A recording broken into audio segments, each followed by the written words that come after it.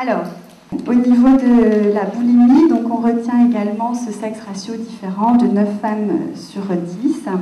On a 2 à 5% de la population féminine et c'est vrai qu'on peut globalement dire qu'il y a à peu près 4 fois plus, enfin 3 à 4 fois plus de patientes boulimiques avec, alors peut-être moi dans ma pratique, mais c'est pas une étude, hein, mais une impression, un sentiment que c'est plutôt un trouble en augmentation en comparaison avec l'anorexie mentale purement restrictive. On retient aussi beaucoup de boulimiques dans la population étudiante, 4 à 8%, avec un âge de début qui est peut-être un tout petit peu plus tardif que pour l'anorexie mentale. Mais enfin, on a des similitudes. La boulimie, la crise classique de boulimie, c'est une absorption de quantité importante de nourriture, sans faim, sans plaisir, et donc en solitaire la plupart du temps. Donc là, on vient aussi, je parlais de l'isolement par rapport à l'anorexie, mais il y a vraiment cet isolement aussi pour la patiente boulimique, qui se font souvent la plupart du temps en soirée, c'est-à-dire après les activités de la journée, parce qu'il y a une telle dimension de honte qu'il faut les cacher, ces crises. Souvent les patients me disent, moi je me suis retenue toute la journée et je ne pense qu'à ça à la fin de mon travail. Je sais qu'à partir du moment où je pose mon stylo, je range mes affaires, pendant tout le trajet, je ne pense qu'à ça, j'ouvre la porte, je pose tout, je fais ma crise. Je ne pense qu'à ça. Donc c'est vraiment un envahissement permanent de la pensée toute la journée, et avec un sentiment évidemment de tristesse, de honte, de culpabilité. Et c'est des patients souvent qui ont c'est très triste. On peut parler peut-être de dépressivité sans parler complètement de dépression en tout cas, mais d'une tendance dépressive permanente, je dirais. Autant pour l'anorexie, c'est vrai qu'à un moment donné, au fil du temps, l'extérieur en tout cas arrive à constater qu'il se passe quelque chose, puisque l'amaigrissement est visible.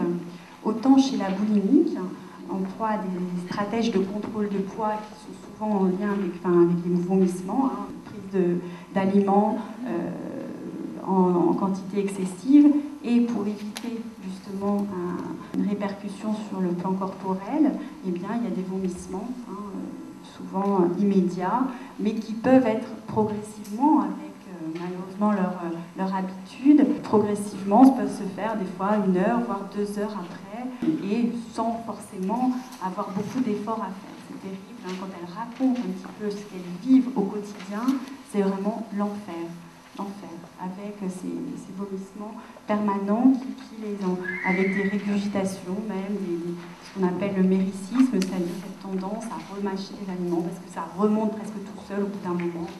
C'est terrible.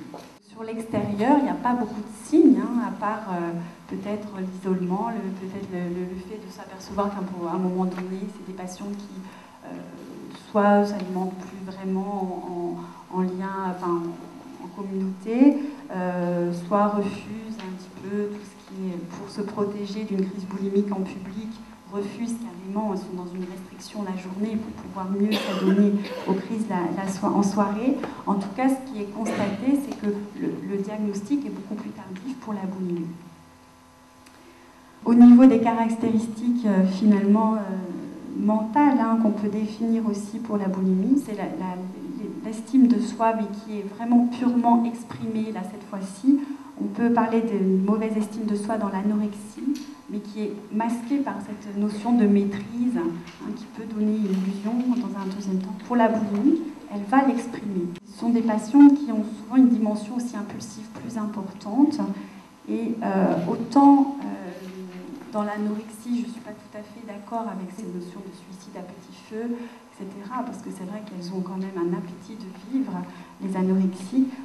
Il peut arriver quand même que chez la boulimie, il y ait des idées suicidaires et des passages à l'acte suicidaire, tels qu'on peut, avec des idées de mort, vraiment exprimer.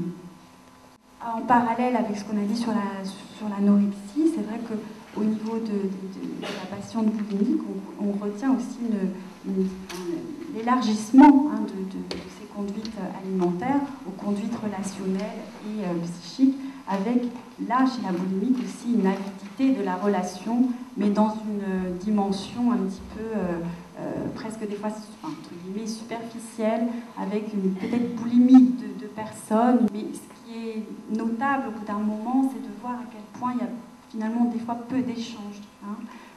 C'est une avidité, un besoin de l'autre, mais pas de besoin de l'échange, un besoin de présence. Et évidemment, en lien avec l'estime de soi, l'altération de l'estime de soi, il y a une hypersensibilité à la dépression, à la déception, une grande difficulté aussi à supporter la solitude. Donc la solitude, c'est lié aux crises. Et il y a des patientes qui me disent globalement, il ne faut pas que je sois seule. C'est la seule façon pour l'instant, mais j'ai de ne pas... alors c'est une fuite, mais en tout cas, si je ne suis pas seule, je tiens le coup. En même temps, on ne résout rien, mais c'est la fuite. Il ne faut pas que je sois seule. Si je ne suis pas seule, j'arrive à peu près. Donc moi, je vais chercher l'autre, mais pas l'autre pour l'échange, pour ce qu'il représente, l'autre pour ne pas faire de crise.